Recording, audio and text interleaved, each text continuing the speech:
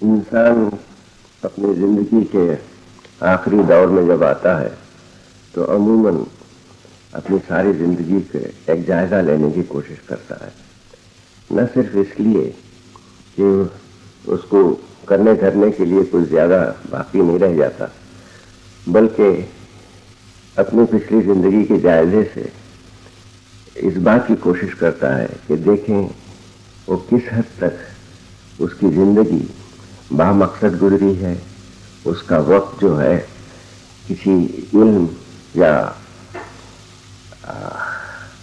یعنی علم کے علاوہ بھی تعمیر شخصیت کے لیے کئی چیزیں اور ہوتی ہیں، ان کے حصول میں کس حد تک وقت صرف کیا، اور اس جائزے سے نہ صرف اپنے دل بہلانے کے لیے بلکہ شاید اس میں سے کچھ ایسے نکات ملے جن کے نشر سے آئندہ نسلوں کو جو ملک و ملت کے ضامن ہوتے ہیں ان کو شاید کچھ روشنی یا کچھ نصیحت کے نکات مل سکیں جس پہ وہ عملاً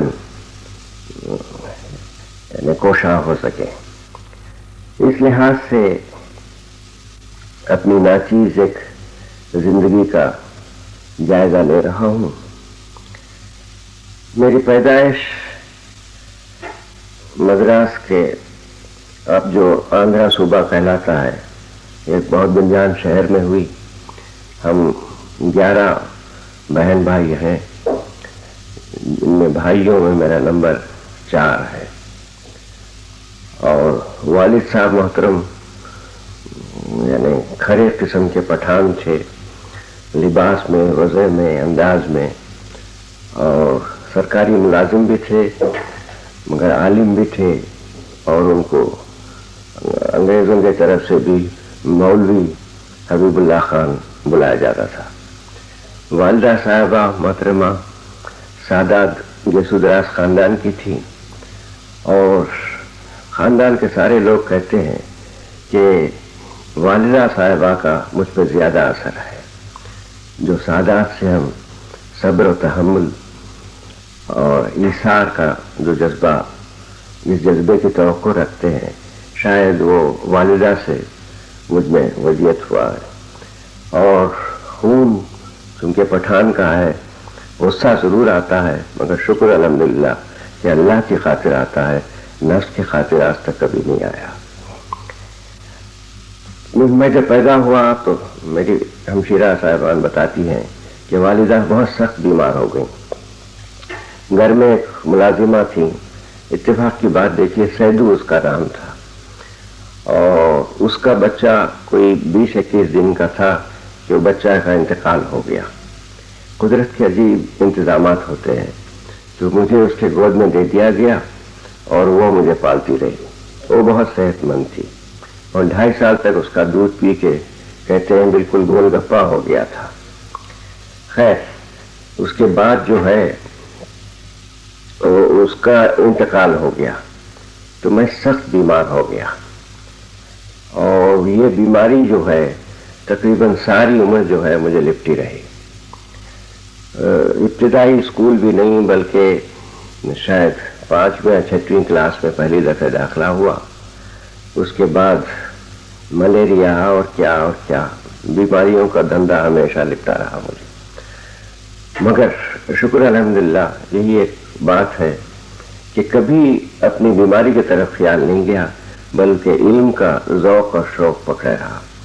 استاد بڑے اچھے تھے، مثال کے طور پہ وہاں میٹرک میں جو ہے شیکسپیئر کے اوریجنل ڈراماز ہوتے تھے، کوریلینس ڈرامہ تھا مجھے آج تک یاد ہے، اور ملٹن اور شیلے اور میکالی کا پروز، یعنی کافی اونچا اسٹینڈرڈ تھا۔ اور ان اساتذہ میں یہی خوبی تھی کہ بجائے علم ٹھوسنے کے وہ علم کا ذوق پیدا کرتے تھے طالب علموں میں، یہ بڑی بات تھی۔ اور جو ہمارے اردو کے استاد تھے وہاں پہ، وہ بھی بڑے عالم تھے کئی زبانوں کے، انہوں نے بھی جو ہے یعنی لٹریچر کے راز جو ہے ایسے سمجھائے کہ الفاظ کے بنیاد پہ جائیے، کس ماحول میں وہ لفظ پیدا ہوا، اس کا کیا ارتقاء ہوا اور کس ماحول میں اس کے کیا معنی ہوتے ہیں، اس طریقے سے جو ہے اردو زبان سے انہوں نے دلچسپی پیدا کی۔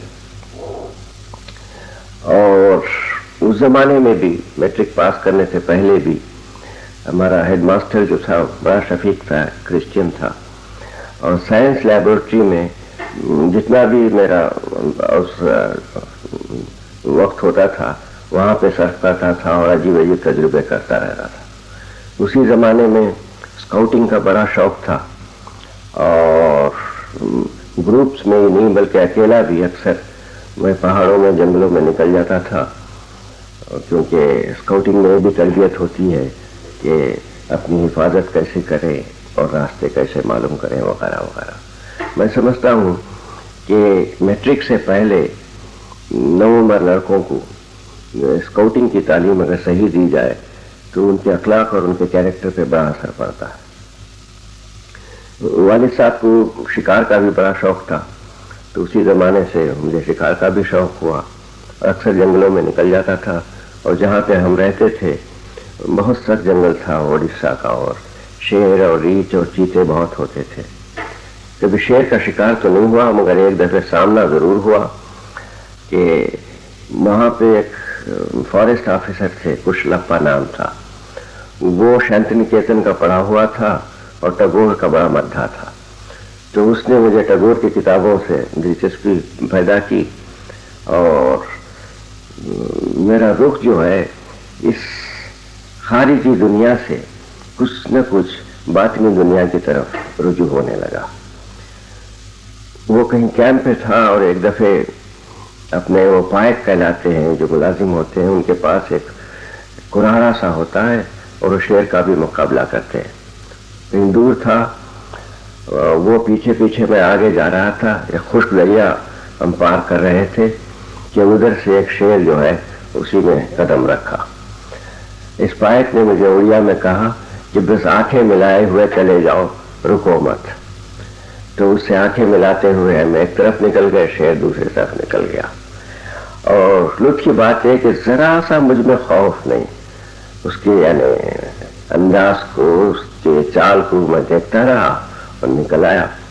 اس کے بعد میں اس نے کہا، پائک نے، کہ یہ آدم خور نہیں تھا، ہماری خیر ہو گئی۔ خیر، یہ ایک ضمنی بات تھی۔ ہمارے ہم 4 بھائی تھے، اور والد صاحب جو ہے علی گڑھ کی تعلیم سے بہت مؤثر تھے، تو جب میں نے وہاں سے میٹرک پاس کیا، میری عمر شاید مشکل سے 14 سال کی ہوگی، تو علی گڑھ ہم آئے، اور ہمیں حکم تھا کہ علی گڑھ آتے جاتے ناگپور میں بابا تاج الدین رحمۃ اللہ علیہ، اس زمانے کے کہوں آج کل بھی ایک مانے ہوئے بزرگ ہیں، تو ان کو سلام کر کے جو ہے جاتے تھے، اور واپسی میں بھی، اور جب تک وہ اجازت نہ دے وہاں پہ کوئی وہاں سے جا نہیں سکتا تھا۔ تو 2-1 سال کے بعد ایسا ہوا کہ بابا صاحب کہتے مت جاؤ جی، ٹھہرو یہیں، تو چھٹیاں وہیں گزار لیتا تھا، اس کے بعد پھر واپسی میں بھائیوں کے ساتھ علی گڑھ کے ساتھ ہو جاتا تھا۔ اس زمانے کا ایک عجیب واقعہ، کوئی حرج نہیں، ہمارے چند دن رہ گئے ہیں، بتا دیں، کوئی حرج نہیں، کہ علی گڑھ میں گرلز کالج بھی ہوتا تھا۔ ایک دن میں ایسا ہی صبح باہر نکلا تو ایک ٹانگا جا رہا تھا جس پہ پردے پڑے ہوئے تھے، ایک ہوا کا جھونکا آیا اور پردہ اٹھ گیا، اور ایک صورت میں نے دیکھ لی، وہ کچھ ایسی جم گئی آنکھوں میں کہ کھانا پینا بند، 8-8 10-10 15 دن گزر جاتے تھے کہ جب تک ایک دفعہ اور نہ دیکھ لوں میں نہیں کھاؤں گا۔ یہ اس حد تک جنون بڑھ گیا کہ نیند غائب ہو گئی۔ اس زمانے میں صرف اوپیم کے انجیکشن ہوتے تھے، تو وہاں کے ہاسپٹل میں اوپیم کے انجیکشن دیتے، جسم سوتا تھا مگر ذہن دماغ بالکل جاگتا رہتا تھا۔ تو ڈاکٹر بٹ مرحوم تھے وہاں پہ، انہوں نے کہا کہ بھائی ہمارے علاج سے میں نہیں ہو سکتا، کچھ اور کرو۔ تو وہاں لوگوں نے کہا کہ بھائی ہریدوار میں ایک یوگی رہتا ہے، اس کے پاس لے چلے۔ تو 8-10 دوست مل کے جو ہے وہاں پہنچے، پتہ پوچھ کے۔ وہ ایک درخت کے نیچے دھونی رمائے بیٹھا تھا۔ ہم لوگ جب پہنچے تو میری طرف انگلی سے اشارہ کر کے کہا کہ اور یہاں میں گیا، میں کہا لیٹ جا، زمین پہ لیٹ گیا، میں کہا سو جا، اب میں سو گیا۔ تھوڑی دیر بعد جو اٹھا تو اتنی تازگی جسم میں کہ میں کیا بتاؤں۔ اس نے پھر مجھے سونے کا آسن سکھایا۔ وہ کچھ نہیں، وہ انٹرنل ریلیکسیشن ہوتا ہے، بڑی سادہ چیز ہے۔ خیر، مگر وہ دل و دماغ سے جو ہے وہ تصور ہٹتا ہی نہیں تھا کسی شکل سے۔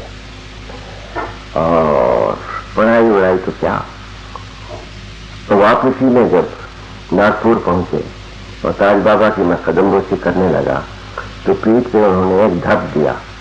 میں جو آنکھ اٹھا کے پھر دیکھتا ہوں تو تاج بابا کی جگہ وہی صورت، وہی مجسمہ بیٹھے ہوئے تھا۔ بس پٹی بدل گئی، مذاق جو ہے حقیقت میں بدل گیا، مگر جگ کاری ہو گیا۔ 2.5-3 سال تک جو ہے ہم واپس گیا مدراس۔ مچھلی پٹانے والے صاحب رہتے تھے وہاں ڈی سی سے، تو ساحل پہ جو ہے بالکل بنانا ٹہلتا رہتا تھا میں۔ تو والد صاحب ان چیزوں کو سمجھتے تھے، تو کچھ نہیں، کوئی گوالا مل جائے اور خود ہی ایسوں کو دیکھ کے وہ عزت کرتے ہیں، دودھ پلا دیتے تھے۔ رات بھی وہیں پہ پڑ سو رہا تھا۔ اس کے بعد جو ہے انہوں نے کوئی علاج کی کوشش نہیں کی، سمجھتے تھے۔ کوئی 2.5-3 سال کے بعد پھر کسی طریقے سے کپڑوں میں لپیٹ کے ناگپور لے گئے اور تاج بابا سے کہا کہ بابا میرے بچے کا کیا کر دیا آپ نے؟ تو ان کا اچھا بے کمبل میں رکھتے ہیں۔ یہ کہنا تھا کہ ایسا معلوم ہوا کہ کسی اور دنیا سے میں کسی اور دنیا میں آ گیا ہوں۔ مگر بھائی میرے بزرگوں، اس زمانے کی ایک سانس جو ہے اس پہ اس زندگی کے 1000 زندگیاں قربان۔ اتنی شدت، اتنی روشنی، اتنا انبساط، اتنی ہماگیر کیفیت ہوتی تھی کہ یہ جو حبس وجود ہے اس سے رہائی مل جاتی ہے۔ اور اس کے بعد جب انسان لوٹ کے آنا ہی چاہیے، جسم میں مقید ہو جاتا ہے، تو آپ لوگ خود سمجھ سکتے ہیں کہ اس دنیا کی چکی اور چکر سے انسان بیزار ہی رہتا ہے۔ مگر اسلام جو ہے یہ نہیں سکھاتا کہ اپنے استقلاف میں غرق رہو، عملی زندگی سکھاتا ہے۔ اور یہ بھی ان کا کرم تھا کہ پھر علم اور ایکسپریمنٹ کرنا، ایجادات، اس کی طرف یعنی دل بازار دست بکار جسے کہتے ہیں، اس میں لگا رہا۔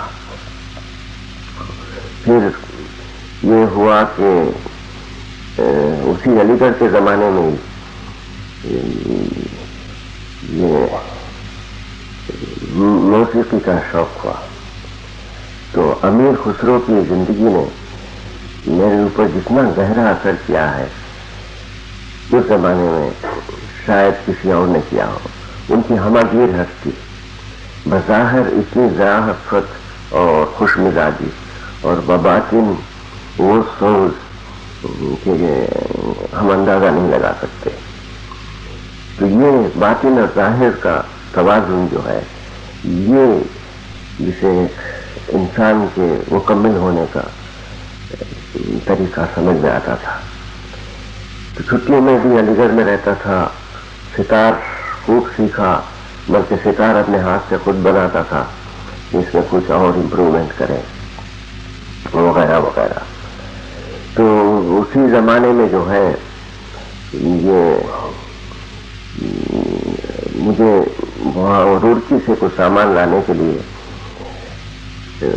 ہاں اس سے پہلے عرض کروں، اس درمیان میں کافی بیمار رہا، مجھے 4 TB ہو گئے تھے، اسپائن کی، انٹسٹائنس کی، گلینڈس کی اور بونز کی۔ اور ایک جہالت ہی کہیے، میں کہتا تھا کہ اللہ شافی اور کافی ہے تو یہ دوائی کہاں سے آ گئی؟ صحابی اسی سے ہیں، وہ کافی ہے، कभी मैंने कोई दवाई नहीं खाई। तो मद्रास में मेरे बहन के लड़के थे, उनके यहाँ था मैं, और डॉक्टर आते थे, देखते थे, कहते थे कि भाई 3-4 महीने का मेहमान है, इसमें कुछ नहीं रखा है। तो डॉक्टर नामी मेरे पुराने दोस्त थे, खाकसार तहरीक में उनका साथ था। वो भी एक अजीब जमाना गुजरा खाकसार तहरीक का, कि जब रात में जो कदम उठते थे ऐसा लगता था कि मेरा हर कदम जो है हक की तरफ जा रहा है। खैर वो भी एक जमाना गुजरा।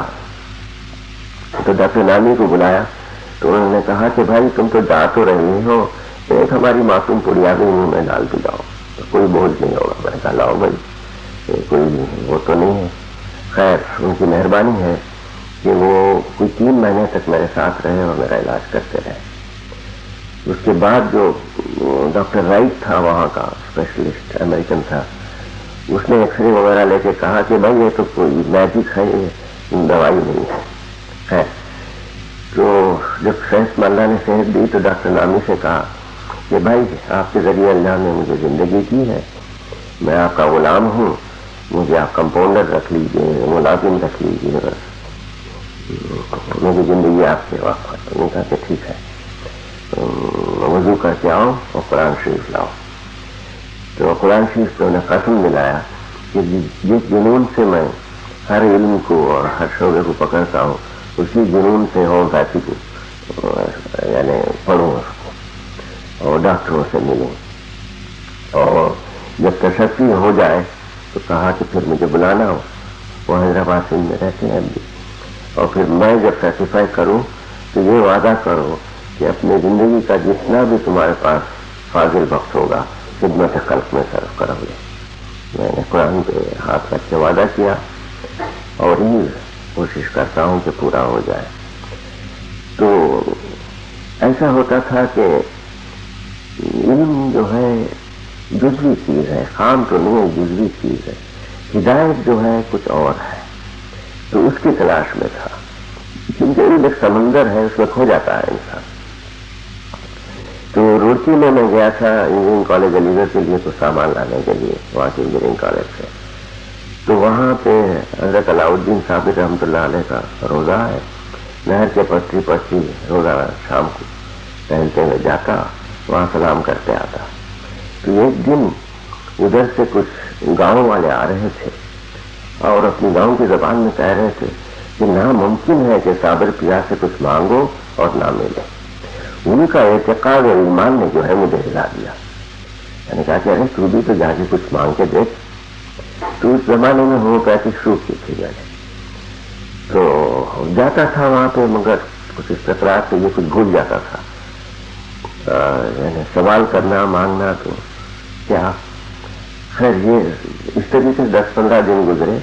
मैं उधर से आ रहा था तो रुड़की की तरफ से मलंग, इतना हसीन जिस्म, सुनहरे जिस्म, बड़ी प्यारी जुल्फे, सिर्फ एक लंगोट बांधे हुए और हाथ में टेरा था, सीन लिए हुए, शेर की तरह रमता हुआ चला रहा। मैं जैसे कहा अल्हम्दुलिल्लाह, क्या तेरी सनत है, क्या तेरा हुस्न का नमूना है।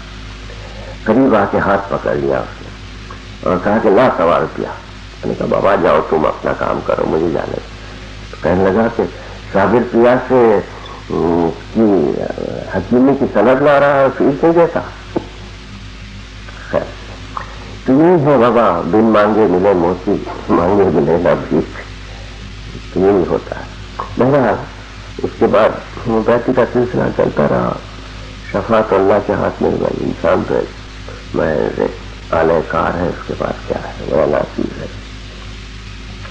तो अलीगढ़ की जो माहौल है, वहाँ की तरबियत जो होती रही है, वो अफसर बनाने की थी। उम्दा लिबास, आला अखलाक, जिसे ह्यूमन रिलेशनशिप कहते हैं, उसकी फितरी तरबियत वहाँ मिलती। और तकरीबन सिर्फ हिंदुस्तान ही नहीं बल्कि बर्मा, सिंगापुर, अफ्रीका या अरब ममालिक, ईरान, दुनिया भर के तालिब इल्म आते। ये 6 महीने नहीं गुजरते कि सब मिल मिला के अलीग हो जाते थे। ये खुदा जाने सर सैयद का क्या नीयत की बरकत थी या क्या था। تو اس ماحول میں جو ہے وہاں بھی یہی تھا کہ زیادہ تر کڑھائی اور غالب کا شوق چڑھا. تو 2 سال جو ہے میں نے غالب کے پیچھے برباد تو نہیں مگر اس پہ صرف کی. جہاں معلوم ہوتا ہے کہ فلاں شہر میں جو ہے غالب کے کوئی استاد ہے وہاں پہنچ جاتا 2-3 دن جو ہے ان کے. تو رشید احمد صدیقی صاحب جو علی گڑھ میں اردو کے چیئرمین تھے, ان سے میں نے کہا کہ صاحب میری مادری زبان تو کچھ 10ویں قسم کی ہے, اردو نہیں ہے, مگر غالب سمجھا دیجیے. انہوں نے کہا بھائی کسی شاعر یا مصور کو سمجھنا ہو تو اس کے کسی ایک چیز کو لے کے اس کے جینیس کو پہچانو تو باقی سب کچھ سمجھ میں آ جاتا ہے. تو میں نے کہا وہ کیسے؟ انہوں نے کہا کہ کوئی شعر پڑھو. تو اب تک مجھے یاد ہے وہ شعر کہ ہے کہاں تمنا کا دوسرا قدم یارب, ہم نے دست امکان کو ایک نقش پا پایا. تو کہنے لگے کیا سمجھے؟ میں نے کچھ سمجھایا تو کہنے لگے بس تم غالب کے جینیس کو سمجھ گئے ہو, میرے سمجھانے کی ضرورت نہیں. تو اس طریقے سے اردو ادب سے دلچسپی رہی, اور اسی زمانے میں جو ہے ایجادات کا بھی شوق رہا. تو ایک ایسا وقت اس زمانے میں ریڈیو انجینئرنگ جو ہے بلکہ وائرلیس کہلاتا تھا, بہت ابتدائی تھی. اس زمانے میں ایک ایسا بکس بنایا جو سمسم کھل کی کہانی سنتے تھے, اسی طریقے سے آواز سے وہ بکس کھل جائے. آواز میں صرف مخصوص الفاظ ہی نہیں بلکہ یا میری آواز ہو یا میرے بھائی کی ہو یا میرے والد کی ہو, ہر خاندان میں اس کی آواز میں جو ہے کچھ خصوصیات ہوتے ہیں جسے ہارمونکس کہتے ہیں. ان ہارمونکس پہ ٹیون تھا. تو انڈیا گورنمنٹ نے ایک اسکالرشپ کا اشتہار دیا تھا ولایت کے لیے. تو میں وہاں پہ گیا اور بدقسمتی سے اس زمانے میں علی گڑھ کی ڈگریوں کی زیادہ وقت بھی نہیں تھی. بہرحال مجھے بلا لیا گیا تو وہاں پہ جو ہے یہ بکس میں نے دکھایا کہ یہ میرا انجینئرنگ کا ذوق ہے اور باقی علم دل میں 2nd ڈویژن ہوں صرف. تو لوگوں نے بہت پسند کیا, بار بار اس کو آواز پہ کھلوایا. پھر میں نے کسی اور کو کہا کہ تم تو آواز دے کے وہی الفاظ کھول کے دیکھو, نہیں کھلتا تھا. بڑے خوش ہوئے, 5 سال کے لیے جو ہے ولایت کی اسکالرشپ لگی. ولایت پہنچا مگر کیا بتاؤ اتنی تنہائی محسوس کرتا تھا میں وہاں پہ, اتنی تنہائی اس کا کوئی علاج سمجھ میں نہیں آتا تھا. ہاں کلاسز جاتا تھا تو معمولی بات تھی. تو آخر میں وہاں پہ کوئکرس ہوتے ہیں عیسائیوں میں, جن کے یہاں نہ کوئی چرچ ہوتا ہے نہ پریسٹ ہوتا ہے, وہ ایک قسم کے کرسچن صوفی ہوتے ہیں, بڑے سادہ لوگ. میں ایسا ہی اکیلا سڑک پہ جا رہا تھا تو ایک بڈھا سا آیا اور ہاتھ پکڑ کے کہا کہ میں نو یور نیم. میں نے کہا درانی. کہا کہ نو یور کرسچن نیم. میں نے کہا عبید اللہ. کہا کہ وی کوئکرس ایڈریس ایچ ادر بائی اور کرسچن نیم. خیر مجھے گھر لے گیا, چائے وائے پلائی. پھر میں نے کہا کہ میں بہت تنہائی محسوس کرتا ہوں. تو انہوں نے کہا کہ موسیقی سے کچھ ربط ہے؟ میں نے کہا کہ ہاں اپنی مشرقی موسیقی سے ہے. انہوں نے کہا کہ دیکھو یہاں پہ جو ہے کلاسیکل میوزک ہے وہ سننے کی کوشش کرو, تمہاری روح میں بھی وسعت پیدا ہوگی اور تنہائی جاتی رہے گی. تو اس طریقے سے وہاں میں جتنا فاضل وقت ہوتا تھا کلاسیکل میوزک, بڑے بڑے سمفونی آرکیسٹراز, اوپراز, یورپ بھی چلا جاتا تھا, جرمنی میں اور فرانس میں. تو باقی وقت جو ہے ذرا موسیقی میں گزرتا تھا. اور مطالعے کے لیے وہاں کی جو اس کی لائبریری ہے وہ ایک دنیا ہے. تو اپنے ویکینڈ جو ہے لندن میں جا کے, میرے بڑے بھائی صاحب لندن میں ہوتے تھے, وہاں پہ ہر قسم کی کتابیں ویکینڈ میں صرف کرتا تھا. وہاں سے 5 سال کے بعد لوٹ کے آیا اور وہاں پہ بھی کچھ عجیب واقعات گزرے. جوانی, پیسے کی فراوانی, انسان کے بہتنے کے جو ہے بہت مواقع ہوتے تھے, مگر ہر موقع پہ جو ہے تاج بابا کا ہاتھ جو ہے کندھے پہ ہوتا تھا, بالکل آنکھوں سے دیکھتا تھا, لمس محسوس کرتا تھا. یہ ان کا کرم. خیر تو وہ واپس آیا تو سوچی کہ بھائی نوکری کر لیں گے، بڑھتے بڑھتے بڈھے ہونے تک چیف انجینئر ہو جائیں گے، بات کیا ہوگی، کچھ کرنا چاہیے.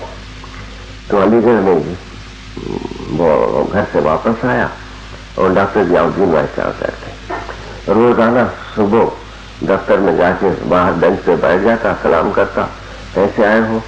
میں کہتا کہ صاحب یہاں انجینئرنگ کالج بنائیے. یہ افسر شاہی جو ہے قوم کو نہیں بناتی، کام کے لوگ پیدا ہونا چاہیے. وہ ہنستے چلے آتے، 1-2 بجے باہر آتے، پھر میں سلام کر لیتا. اس طریقے سے 5-6 مہینے تک وہاں باہر چپراسیوں کے ساتھ بینچ میں بیٹھا رہتا تھا. پھر ان کہا کہ اچھا بھائی تم نہیں مانتے تو کوئی اسکیم بنا کے لاؤ نا. اسکیم بنا کے لے گیا. وہاں کی جو ایگزیکٹو کاؤنسل کہلاتی ہے، جو سنڈیکیٹ جیسی ہوتی ہے، اسے منظور کرایا. چھوٹا سا ایک ٹیکنیکل انسٹیٹیوٹ شروع کیا. وہ کیا، ایک کمرہ، ایک طرف کساب کی دکان، دوسری طرف موچی کی دکان مارکیٹ میں. میں کہا کوئی بات نہیں. اور اساتذہ میں بھی اور کلاسوں میں بھی ایسے بھی ہوتے ہیں جن کا ایک لڑکا جو ہے نا کچھ نامعقول سا ہوتا ہے، تو نامعقول لڑکوں کو 20 کے قریب جمع کیا، ان کو دلچسپی دلائی، پھر سٹیزنس کے امتحان دلوانے شروع کیے. اس میں نتائج اچھے نکلے تو آہستہ آہستہ بڑھتے بڑھتے جو ہے یہ پورا انجینئرنگ کالج بن گیا. اور شکر الحمدللہ کہ پارٹیشن کے بعد جو ہے یہاں کے جتنے اور مذاہب کے انجینئر تھے سب بھاگ گئے. تو علی گڑھ کے انجینئرس نے جو ہے جہاں تک میرا خیال ہے بہت کچھ پاکستان کی خدمت کی ہے. اور علی گڑھ میں 20 سال گزرے تھے کہ ڈاکٹر رضی الدین یہاں وائس چانسلر تھے. ان کا پیغام آیا کہ بھائی تم پشاور آؤ اور یہاں پہ انجینئرنگ کالج بناؤ. تو میں اپنے پیر مرشد کے پاس گیا. ہاں ایک بات ذہن اور رہ گئی تھی کہ پشاور آنے سے پہلے میں پھر سے ایک دم بیمار ہو گیا تھا. گرمیوں میں وہاں پہاڑوں میں اروکو ہلز کہلاتے ہیں وہاں تھا. تو وہاں پہ میلیگننٹ ملیریا اور ٹائیفائڈ ایک ساتھ ہو گیا تھا، اور خون کے دست تھے، اور میلیگننٹ ملیریا کا تو شاید علاج ہی نہیں ہوتا. تو تقریباً اور سچ عرض کروں اس جسم کے جنجال کو چھوڑنے پہ ایسی ایک خوشی کی لہر آتی تھی جیسے ایک نوجوان سے کہیں کہ تمہیں آل پیڈ سوئٹزرلینڈ کا ٹکٹ مل گیا ہے. تو جو خوشی اور ابھار ہوتا ہے اس میں ایسی خوشی ہوتی تھی کہ وہاں پہ جو ہے گاج بابا کے ایک بچے کہلاتے ہیں، یعنی ان کے خلیفہ کہیے یا مرید کہیے، وہ پہاڑوں میں چلے آئے اور وہاں پہ سیب ہوتے نہیں، مجھے پتا نہیں کہاں سے ایک پکا ہوا سیب نکال کے دیا. اتنی خوشبو تھی اس میں. کہا کہ یہ سیب کھاؤ اور سو جاؤ. میں نے کہا کہ چلو یہ سکرات کی تکلیف سے بچا میں، یہی ہوگا. خیر وہاں پہ والدہ میرے ساتھ تھی. ان سے کہا کہ بھائی میں سوتا ہوں، مجھے جو ہے اٹھانا مت. اور سیب کھا کے واقعی کوئی 1.5 دن تک سوتا رہا میں. بتاتے ہیں کہ والدہ وغیرہ آ کے دیکھتے تھے کہ سانس چل رہی ہے. اس کے بعد جو اٹھا نہ ملیریا تھا نہ ٹائیفائڈ تھا. تو اس زمانے میں یہ ہمارے جسٹس سمدانی کے بڑے بھائی مقبول میرے ساتھ رہتے تھے. انہوں نے کہا کہ مامو جان یہ کیا دھندا ہے، یہ پیری فقیری اور یہ ولایت اور فلاں، کچھ تو چھوڑ جائیے آگے کے لوگوں کے لیے. تو وہاں کا کیونکہ ہندو ماحول تھا تو زیادہ تر ان کو نظر میں رکھ کے ایک سانس میں جو ہے انگریزی کتاب کا ڈکٹیٹ کرایا وزری صابو. اور یہ ذرا ثقیل سی چیز ہے کیونکہ اس میں وہی شدت ہے جو حیات اور ممات کے درمیان میں جو برزخ کی شدت ہوتی ہے وہ ایسی شدت ہے. عموماً جن کو تھوڑا بہت اس کا مذاق ہے چسکا نہ ہو ان کے مشکل ہے سمجھنا. خیر بہرحال وہاں سے جب رضی الدین صاحب کا پیغام آیا تو میں نے انہیں قادر بابا رحمۃ اللہ علیہ سے سامنے چیز رکھی تو انہوں نے کہا کہ ہاں تم جاؤ پشاور جاؤ. انہوں نے کہا کہ سارے ہندوستان میں زمانے کے 2 قومیں ہیں جن سے جو ہے حیات ثانیہ اسلام کی ہم توقع رکھ سکتے ہیں. ایک انہوں نے کہا کہ ماپلے ہیں جو ملبار کوسٹ پہ رہتے ہیں، اور دوسرے جو ہے یہ شمال کے قبائلی علاقے جو ہیں ان میں بہت جان ہے، ان میں وہی صفات ہے جو نبی پاک کے زمانے میں بدوؤں میں ہوتی تھی. بظاہر جہالت لگتی ہے مگر ان کی ایمان اور ان کی یعنی عمل کی صلاحیتیں بے پناہ ہیں. تم پشاور ہی جاؤ، نوکری تو خیر کر ہی لو گے مگر وہاں پہ اسلام کی نشاط ثانیہ کے لیے ظاہری لحاظ سے کچھ زیادہ نہ ہو، لیکچر وکچروں سے کچھ ہوتا نہیں مگر باطنی حیثیت سے کچھ نہ کچھ کرتے رہنا. تو خیر میں یہاں پہ آیا، ڈاکٹر رضی الدین سے ملا. انہوں نے کہا کہ وہ بھائی تم دیر میں آئے ہو، ایک جرمن کو جو ہے ہم نے یہاں پہ انجینئرنگ کالج بنانے کے لیے پرنسپل بنا دیا ہے، مجھے بہت افسوس ہے. میں نے کہا کہ خیر ہے. تو خاکسار تحریک کے زمانے میں میرے ساتھی تھے میاں احمد شاہ ایڈوکیٹ 4 سدے والے، تو ان کے پاس میں گیا کہ بھائی مجھے تو اس خطے میں رہنے کا حکم ہے، تمہارے حجرے میں ٹھہروں گا، یہاں گاؤں والوں کا علاج کروں گا، 2 وقت 2 روٹی دے دو، مجھے کوئی شرم نہیں آئے گی. انہوں نے کہا کہ یہ تو بڑی اچھی بات ہو رہی ہے، مجھے بھی ہومیوپیتھی کا شوق ہے، سر آنکھوں پہ آؤ. خیر یہ طے کر کے میں 2-3 دن کے بعد پشاور آیا تو رضی الدین صاحب مجھے ڈھونڈ رہے تھے کہ کہاں چلا گیا. خیر ملا، کہنے لگے کہ بھائی عجیب بات ہے، اس جرمن نے جو ہے جو ٹکٹ کے پیسے بھیجے تھے وہ بھی واپس کر دیے اور وہ نہیں آ رہا ہے، بس تم آؤ سنبھالو. دیکھیے مشیت ہوتی ہے تو کس طریقے سے انتظامات ہوتے ہیں.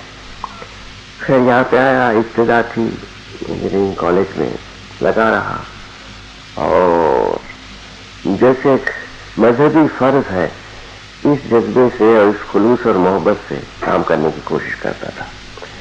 جتنے بھی تھے وہاں پہ لیکچررس ہیں، ملازمین ہیں، کلرک ہیں، ہم لوگ ایک خاندان کی طرح رہتے تھے، ایک مقصد کے لیے، ایک نصب لائن کے لیے کہ اس کالج کو بنائیں اور جو طالب علم نکلیں وہ واقعی کام کیا ہو.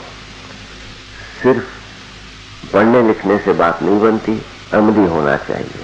اس لیے پریکٹیکل کی طرف زیادہ توجہ دیتا تھا.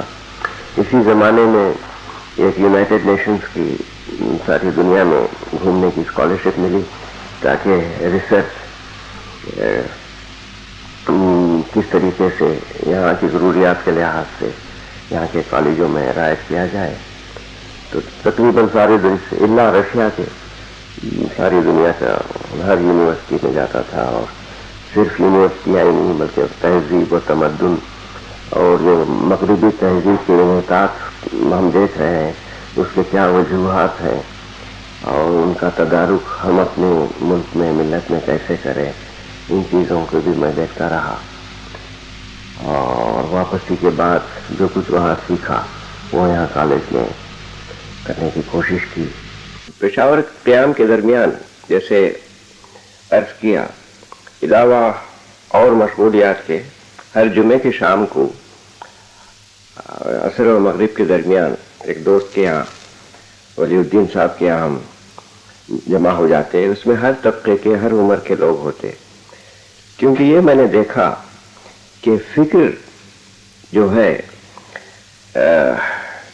یعنی اکیلا کرے، اس کو سوچ کہیے، کنسنٹریشن کہیے، میڈیٹیشن کہیے، اس میں انسان جو ہے اپنے آپ میں انوالو ہو جاتا ہے، چاہے اس کا رابطہ منتہا تک کیوں نہ ہو. مگر آپ بایولوجیکل سائنس کو پڑھیے تو یہ اندازہ لگائیں گے زندگی جو ہے وہ میں پہ نہ شروع ہوتی ہے نہ ختم ہوتی ہے. اس کا تسلسل جو ہے لاکھوں سال سے چلا ہے اور آگے چلتا رہتا ہے.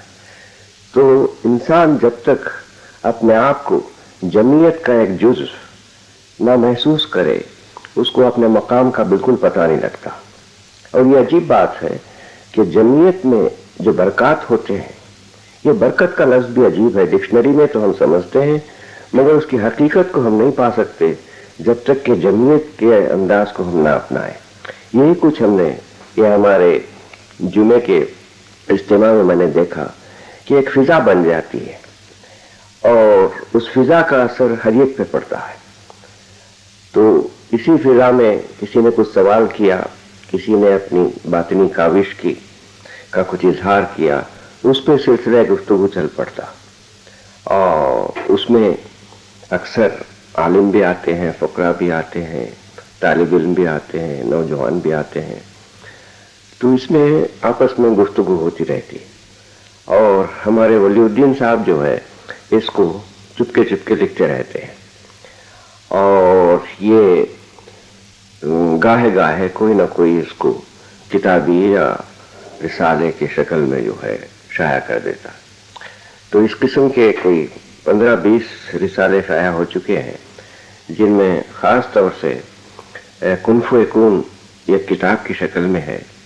کافی دقیق مسائل ہیں یہ فکر کے اور تصوف کے، مگر جو کچھ بھی اس میں لکھا گیا یہ قرآن اور سنت سے ذرا بال برابر بھی ہٹ کے ہو ہی نہیں سکتا، کیونکہ یہ علم کے سہارے نہیں بلکہ القاء کے سہارے جو ہے یہ جو کچھ کہا گیا یا لکھا گیا، اس کی بنیاد جو ہے عقل پہ نہیں بلکہ قلب پہ اور کسی حد تک روحانی مشاہدوں پہ منحصر ہوتی ہے۔ اس لیے کن فیکون کتاب عوام کے لیے بالکل نہیں ہے، مگر ممکن ہے خواص کے یہ دلچسپی کا کم از کم باعث ہو۔ اس کے علاوہ حیات قادر جو ہے کتاب، وہ لوگ کہتے ہیں کہ بہت ہی اچھی ہے۔ میں نے اپنے پورے مرشد کی زندگی کے بارے میں لکھا ہے۔ میں سوچتا رہا کہ آخر ان بزرگوں کی زندگیاں لکھتے ہیں کہ خاندان لکھتے ہیں، کرامات لکھتے ہیں اور کیا کیا بھلا کیا، کیا تبلیغ کی وغیرہ وغیرہ، یہ سب ظاہر کی باتیں لکھتے ہیں۔ میں اس دھن میں تھا کہ آخر وہ باطن کا کیا راز ہے جس کی وجہ سے یہ باتیں ظہور میں آتی ہیں۔ حیران و پریشان تھا۔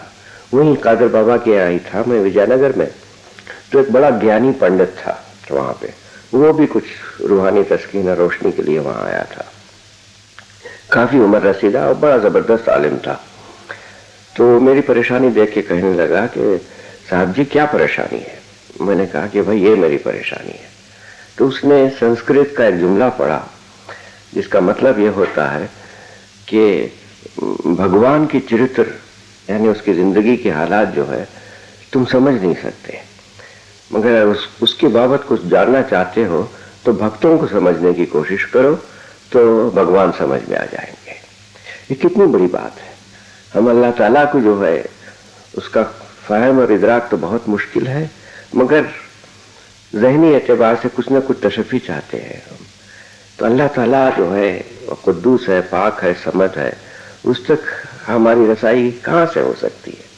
تو اس کے لیے یہی طریقہ ہے کہ ہم جنہوں نے اللہ تعالیٰ کا قرب حاصل کیا ہو ان کی زندگیوں پہ نظر ڈالیں تو کچھ نہ کچھ تشفی ہوتی ہے۔ اور اس چیز کے لیے جو انسان کامل جو محبوب رب العالمین صلی اللہ علیہ وسلم ہے، ان کی زندگی ایک تاریخی اعتبار سے یہ ایک کھلے دل سے، کوئی عقیدہ ایمان کی ضرورت نہیں، اس کا آپ مطالعہ کیجئے ایک سادگی کے ساتھ تو خامخواہ کے ایک لگن، ایک محبت، ایک عشق پیدا ہو جاتا ہے۔ تو اسی لحاظ سے میں نے اس گیانی کے مشورے پہ عمل کیا اور 15 دن کے اندر بغیر سوچے ہوئے میرے ایک دوست رشید الدین تھے، ان سے جو ہے آنکھیں بند کر کے لیٹتا تھا اور لکھتے جاتے تھے۔ تو 15 دن کے اندر وہ کتاب ختم کی، اس کا سرخی ہے حیات قادر۔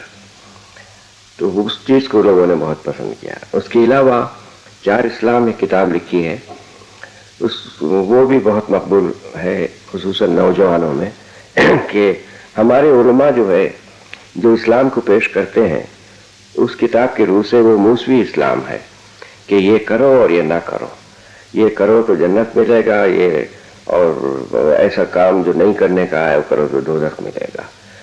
تو یہ جو ہے موسوی اسلام اور اصلی اسلام کی ابتدا جیسے نبی کریم خود فرماتے ہیں کہ حضرت ابراہیم علیہ السلام سے شروع ہوتا ہے. ان کی زندگی کو دیکھیے، ان کے تجسس کو دیکھیے، کس طریقے سے پہلے وہ تاروں کو مانتے ہیں، پھر چاند کو، پھر سورج کو، کہ سب غروب ہونے والے ہیں، ان میں حقیقت نہیں ہو سکتی.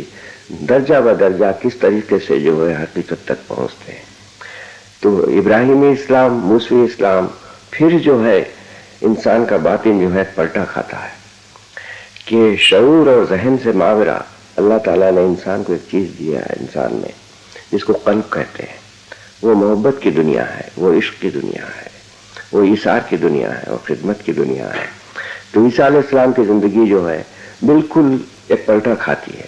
اور سائنس کی روح سے دیکھیے تو ہماری جبلتیں جو ہیں اپنی حفاظت اور اپنی یعنی اقتدار، یہ ساری چیزیں جو ہے نفس کی طرف رجوع کرتی ہیں اپنی جبلتیں. تو قلب میں جو ہے اس کا بالکل برعکس، جیسے آئینے میں تصویر الٹی نظر آتی ہے، قلب کے آئینے میں جو نظر آتا ہے بالکل الٹا. بجائے جان کی حفاظت کے جان دے دو، شہادت حاصل کرو. بجائے ذخیرہ جمع کرنے کے خیرات کرو، خدمت کرو. ساری جو بایولوجیکل ویلیوز ہیں وہ بالکل ریورس ہو جاتی ہیں محبت و عشق کی دنیا میں. یہ عیسیٰ علیہ السلام سبق دیتے ہیں. اور یہی وجہ ہے کہ کرسچین مشنریز جو ہے کس طریقے سے عوام میں گھس کے جو ہے وہ کنورشن کرتے ہیں. یہ تو اسلام کا ایک پہلو ہے، ادنا پہلو ہے. اور آخر میں دین کامل جس کو الاسلام نبی پاک کے صدقے ہمیں ملا ہے، وہ ان ساری صلاحیتوں کا ایک میزان، ایک توازن ہے. ہر انسان میں ایک جانور بھی ہے اور ایک فرشتہ بھی ہے. نہ ہم اس جسم کے جانور پن کو ہم نظر انداز کر سکتے ہیں، نہ ہمیں اپنے روحانی اقدار کو جو ہے نظر انداز کرنا چاہیے. یہ جو بیلنس لیونگ ہے، ایک میزان کی زندگی جس پہ قرآن شریف بار بار اہمیت دیتا ہے. تو اس طریقے سے ارتقاء دین جو ہے ان چار نبی اعظم کے زمانے سے کس طریقے سے پایا اور نبی پاک کی زندگی میں آگے کس طریقے سے تکمیل پایا، یہ چار اسلام میں ہے. اس کے علاوہ بہت سے رسالے ہیں جیسے فتح الدہر ہے اور بہت سے اور ہیں. چونکہ میں بنیادی طور سے سائنس کا طالب علم ہوں، حقیقت پسندی ہمیشہ میرا نقطۂ نظر رہا ہے. تو جو کچھ ان رسالوں میں لکھا گیا ہے یہ کوئی آسمانی باتیں یا ویسے ہی خیال کا امیجنیشن کا پھیلاؤ نہیں، بلکہ بالکل حقیقت پہ یعنی ریئلزم پہ منحصر ہے. اور مجھے امید ہے کہ شاید نوجوانوں کے اور موجودہ زمانے کے کچھ کام آئے. اب رہا ایک سوال پیدا ہوتا ہے کہ یہ 73 سال کی زندگی میں وہ کون سے موڑ رہے ہیں جس میں ایک نمایاں تبدیلی پیدا ہوئی ہو. پہلی چیز تو وہی کہوں گا کہ 14, 15, 16 سال کی عمر میں جو عشق کا برق گرا اور پھونک کے رکھ دیا، اور یہ جو جسمانی مادی زندگی ہے یہ ایک سائے کی سی زندگی جس کی حقیقت جو ہے بالکل آشکار ہو گئی. پھر کس طریقے سے اس مجاز کو ایک انسان کامل بابا تاج الدین نے جو ہے حقیقت کا رخ دے دیا. اور قیام جو ہے بڑا لفظ ہے یہ. مثلا کسی پہلوان سے کہو کہ تم کیا ہو تو کہے گا کہ پہلوان ہے، میرے جسم کو، میرے مسلس کو دیکھ لو. کسی شاعر سے پوچھو کہ کیا ہے تو دو ایک شعر سنا دے گا کہ میں شاعر ہوں. اسی طریقے سے ایک چھاپ ہوتا ہے ہر فرد کا، کسی کا جسم پہ ہے، کسی کا اپنے ذہن و دماغ پہ ہے. اور کسی عاشق سے پوچھو کہ بھائی تم کون ہو تو کہے گا ہائے لیلا. تو عشق کی دنیا میں بستا ہے، اس کا قیام قلب میں ہے. مگر انسان بڑی چیز ہے، کائنات میں خلیفۃ اللہ ہے. انسان وہ ہے، تم پوچھے کہ کیا ہو تم تو کہے کہ انا روحی، میں روح ہوں. روح کا ادراک پیدا ہو جائے تو پھر جسم دماغ اور یہ تو خود بخود ملازم کی طرح پیچھے پیچھے رہتے ہیں، اور ان کے پیچھے ہم پڑ جائیں تو اپنی حقیقت سے ہم بہت دور ہو جاتے ہیں۔ یہ دو باتیں تھیں، اور ایک اور موڑ جو ہے بڑے مزے کا ہے کہ دوسری جنگ عظیم کے بعد کلکتے میں جو ہے امریکنز کا بے حساب سامان پڑا ہوا تھا، تو علی گڑھ کے وائس چانسلر ڈاکٹر ضیاء الدین نے، اور وہ سامان جو ہے مشنری انسٹیٹیوشنز کو مفت دیا جاتا تھا، کسی طریقے سے وائس رائے سے مل کے علی گڑھ یونیورسٹی کو بھی مشنری انسٹیٹیوشن کے زمرے میں لے آئے اور مجھے بھیجا کہ وہاں سے سامان لاؤ، بے حساب سامان، سائنس کا اور میڈیکل کالج کا اور کیا کیا۔ میں ٹرپس لے کے کلکتے سے علی گڑھ تک کار کے ذریعے آتا تھا، جیپ تھے اور بسز تھے، بھر کے لاتا تھا۔ وہاں پہ جو ہے ایک دفعے میرے ساتھ ایک ڈرائیور تھا، وہ اور میں مل کے ایکس رے کا ایک بھاری ٹرانسفارمر اٹھا کے جو ہے نیچے رکھ رہے تھے جیپ سے، کہ پتہ نہیں اسے کیا ہوا، اس نے ہاتھ چھوڑ دیے، وہ سارا وزن مجھ پہ پڑا، میں نے اٹھا کے رکھا، اس کے بعد مجھے ہوش نہیں۔ جب ہوش آئے تو ڈاکٹر کافمین تھا وہاں پہ، میڈیکل اسپیشلسٹ، ہاتھ میں سرنج لیے ہوئے کھڑا ہوا تھا اور سر کھجا کے کہہ رہا تھا کہ oh God he has come back. تو میں نے کہا کہ کیا ہوا ڈاکٹر؟ تو کہتا you are absolutely dead for 3.5 minutes and it's very rare in medical history that the brain did not coagulate in 3.5 minutes۔ بہرحال تو خیر وہ تو ہو گیا، اس کے بعد کچھ اس نے لا کے ٹھنڈی بوتل پلائی، دوائی تو میں کھاتا نہیں تھا۔ اب میں سوچتا ہوں کہ وہ 3.5 منٹ میں کیا گزرا بھائی، وہ حالت میں بتا دوں تو کوئی بھی اس جسم میں رہنے کو گوارا نہیں کرے گا۔ وہ وسعت، وہ انبساط، وہ سارا عالم میں ایک ہمہ گیری، یہ جس کو میں کہتے ہیں ایک محدود مقید چیز جو ہے، یہ نہیں تھی، بلکہ سارا عالم میں تھا اور میں سارا عالم تھا، جس میں اور ایک روشنی کا لفظ بھی بڑا کثیر لفظ ہے۔ نور کا لفظ ہم سنتے تو ہیں، مگر نور کیا چیز ہے اس کا سمجھانا بڑا مشکل ہے۔ وہ ایک نور کا عالم، اللہ سمد، کیا بتاؤں اس کیفیت کو۔ تو اکثر دوست مجھ سے پوچھتے ہیں کہ بھائی کیا گزری، تو اس میں ایک شعر سنا دیتا ہوں ان کو کہ تم کیا بتائے ہم نشیں، ہمیں موت میں جو مزہ ملا، نہ ملا مسیح و خضر کو بھی حیات عمر دراز میں۔ تو یہ جب ہو گیا تو اس کے بعد جو ہے زندگی کا نصب العین جو ہے بدل جاتا ہے۔ ہمارے اعمال، ہمارے تجربہ جو ہے وہ یہاں کی چیزیں حاصل کرنے کے لیے نہیں ہوتی، بلکہ حیات بعد الممات کے لیے کیا سرمایہ ہے تمہارے پاس، اس کی طرف توجہ رہتی ہے۔ اور یہ جس کو ہم علم کہتے ہیں، خبری علم ہے، یہ کوئی ساتھ نہیں جاتا ہے۔ کیا چیز ساتھ جاتی ہے؟ بقول قرآن کے تقویٰ کا لفظ بھی ہمارے علماء کو سمجھاتے ہیں، اس کی حقیقت بھی بڑی وسیع ہے۔ باقی ایک چیز ہے، ہمارے نماز ہے، روزہ ہے، پرہیزگاری ہے، یہ سب اپنے لیے، اللہ تعالیٰ کو اس سے کیا فرق۔ اب دیکھیے کوئی بڑا افسر ہے، اس تک ہماری رسائی نہیں ہو سکتی، اس کو ہم خوش کرنا چاہیں تو اس کی اولاد کی خاطر کیجیے اور خواہ خوش ہو جاتا ہے۔ تو یہ خلقت جو ہے عیال اللہ کہلاتی ہے، تو اس عیال اللہ کی خدمت جو ہے کم از کم ناچیز کے خیال میں یہ بہترین عبادت ہے۔ نہ اپنا حرام کا خیال ہو، نہ اپنے ضروریات کا خیال ہو، خدمت، اور خلوص دل سے اگر کوئی خدمت کرے تو اللہ تعالیٰ بڑا رحیم اور بڑا غفور الرحیم ہے۔ وہ یہ کہنے کی جسارت کروں کہ وہ مجبور ہو جاتا ہے کہ لوگوں کی پریشانیاں دور ہوں، باشرطے کہ آپ خلوص سے اور بالکل قطعی بے غرض ہو کے ہر کسی کی، چھوٹے بڑے کی۔ اس میں ایک واقعہ سناؤں میں، علی گڑھ میں تھا تو پہلے ایک راجپوت میاں بیوی آئے جن کی اولاد نہیں ہوتی تھی، اور اس کی بیوی واقعی اتنی حسین تھی جیسے کتابوں میں ہم پڑھتے ہیں کہ دیکھ کے انسان غش کھا جائے. اس کے حسن میں جو ہے میں اس قدر کھوسا گیا کہ میں کیا پھر قہر سنبھل گیا, کوئی دوا دارو کیا.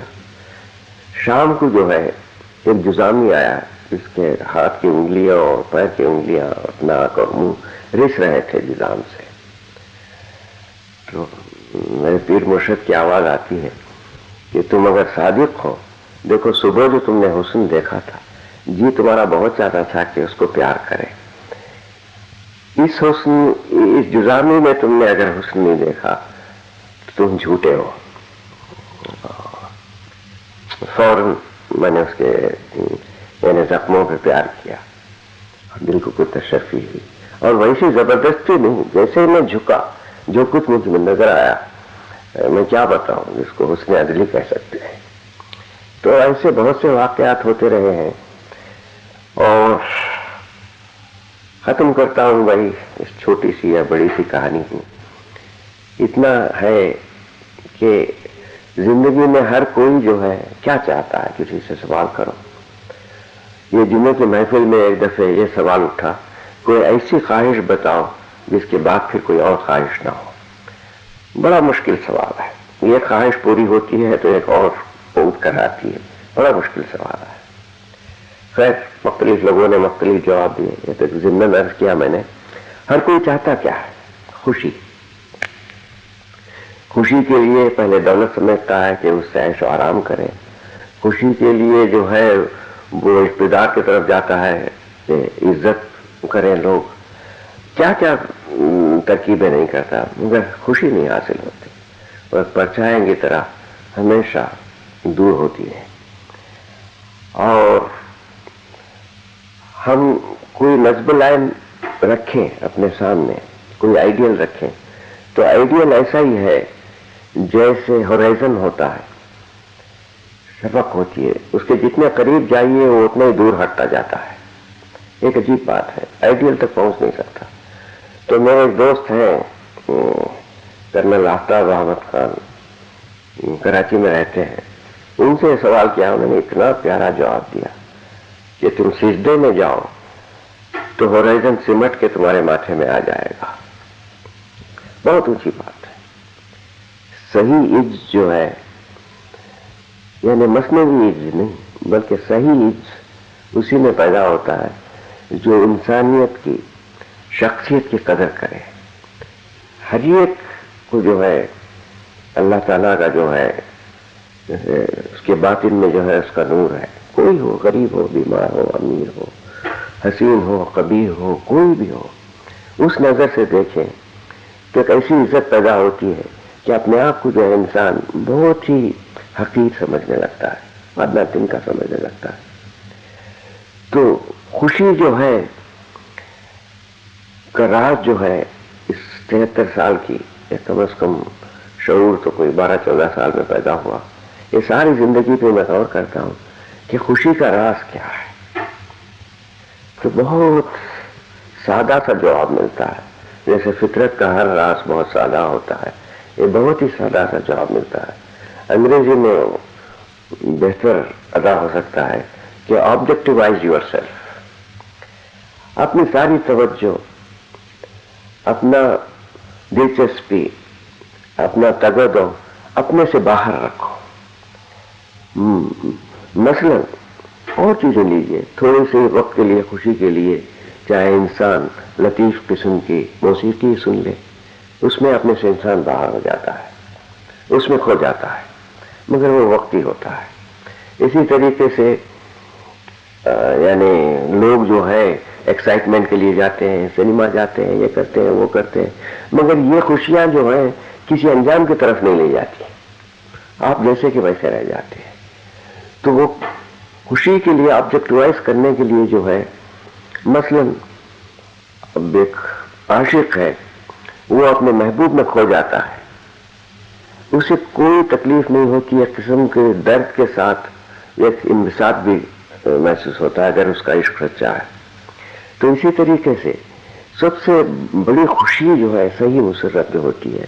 یہی دیکھا ہے کہ انسانیت کا دکھ درد میں ہاتھ بٹھائے اور اس کو جو ہے اللہ تعالیٰ نے اگر اس سے نجات دلائی، تو جو خوشی آپ کے دل میں ہوتی ہے آپ کے اچیومنٹ آپ کی کسی چیز کے حاصل کرنے میں نہیں ہوتی. اور اس طریقے سے انسان کی انا جو ہے وہ پھیلتی جاتی ہے پھیلتی جاتی ہے، حتیٰ کہ سارا عالم انسانی جو ہے وہ اپنا ہی پھیلاؤ لگتا ہے. تو دیکھیے اس وسعت میں، اس انبساط میں یہ جو حب سے وجود ہے اس سے انسان نکل جاتا ہے اور صحیح خوشی محسوس ہوتی ہے. تو اس لیے یہ تو خیر ہوتے ہوتے ہوتا ہے. باقی ابتداً ہمارے نوجوان نسل جو ہے ان کو سب سے پہلے علم کا ذوق پیدا ہو. یہ امتحان پاس کرنا تو ضمنی چیز ہے، ذوق و شوق پیدا ہو جائے. اور یہ جب ہی ہو سکتا ہے جب ہمارے اساتذہ میں خود جو بھی ان کا مضمون ہے اس کا ذوق ہو شوق ہو، حتیٰ کہ اس کا جنون ہو، تو اس کا اثر طالب علموں میں پڑتا ہے. تو نو عمری میں جب تک وہ علم حاصل کر رہے ہیں شوق پیدا کریں تو اسی علم میں جو ہے وہ اپنے سے باہر نکل جاتا ہے، وہ پھیلنے لگتا ہے. اس کے بعد خاندان ہے، بیوی بچوں میں دلچسپی ہو، ان کی خوشیوں کو دیکھیں، اپنی غرض کی خاطر جو ہے ان کے حق کو دولی نہ کریں. پھر آگے پھیلتے جائیے، اپنے دوست احباب ہیں ان کے درد دکھ کو اپنائے. اس کے بعد محلہ داری ہے، پھر ملک ہے، پھر ملت ہے، انسان پھیلتا جاتا ہے. تو یہی سیکرٹ آف ہیپینس جو ہے دو الفاظ میں مجھے ملا ہے. کوئی کر کے دیکھے پریکٹیکلی، آبجیکٹیوائز یور سیلف. بس دعا ہے کہ اللہ تعالی ہمارے ملک کو سلامت رکھے، کیونکہ یہ پاکستان جو بنا ہے یہ حقیقتاً حیات ثانیہ اسلام جو ہے میرا ایمان ہے. اور وہ شاید تھوڑی سی میری زندگی رہ گئی ہے، مگر انشاءاللہ یہ وجود کی آنکھیں بھی دیکھیں گی کہ کس طریقے سے ایمان کی روشنی یہاں سے اٹھے گی. اور چاہے دشمن بہت ہے، ہر طرف سے ہے، مگر ایمان کی بڑی طاقت ہوتی ہے.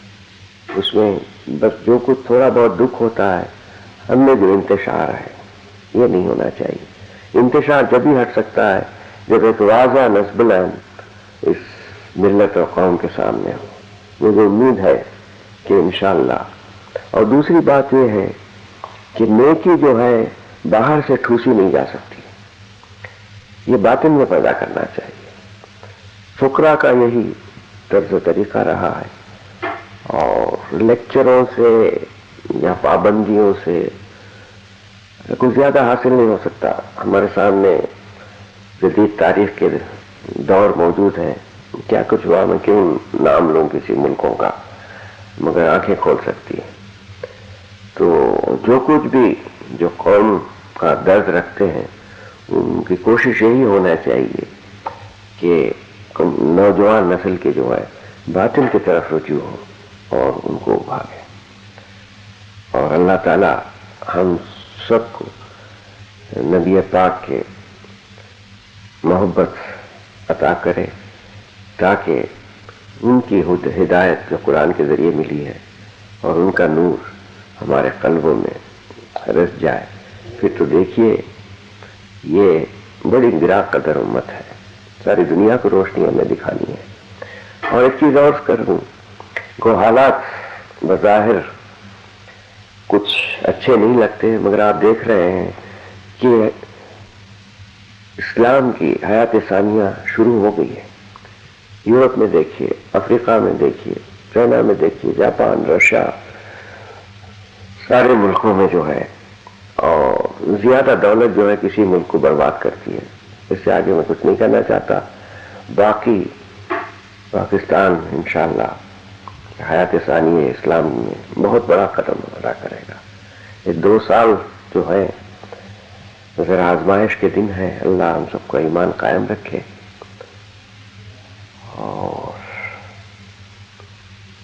اور زیادہ میں کیا عرض کروں.